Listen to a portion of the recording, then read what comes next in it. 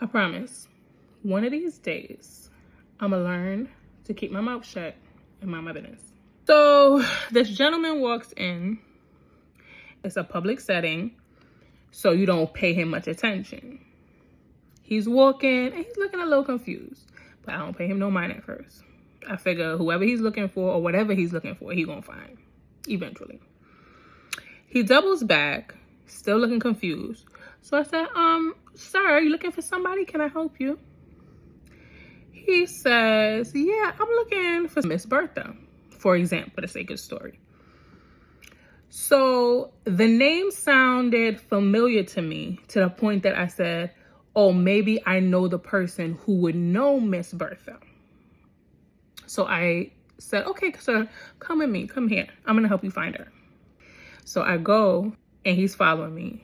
And I found the person who I thought would be able to track down Miss Bertha. So I say, hi, Mr. Keith.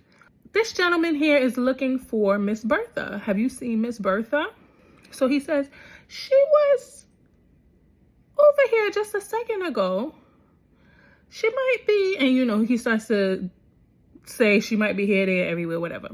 But then he proceeds to pull out his phone and say, Miss Bertha, somebody is here looking for you. Where are you?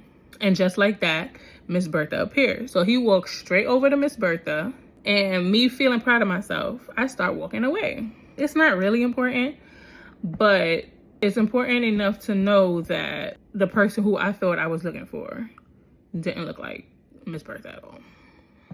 But I did my job, or the job that I gave myself, which I had no business doing in the first place.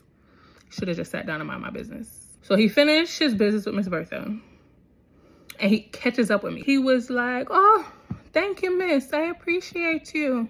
I just wanted to know that that was my ex-wife, but I didn't want to tell you that because if I told you that, you probably wouldn't have helped me find her.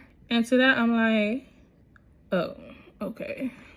And this is why I'm on my business, because suppose he came to that place to do that lady some harm.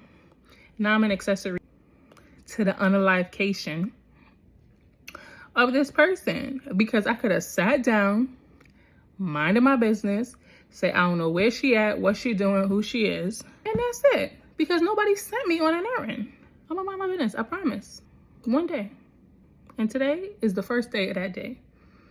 Because that didn't make no doggone sense.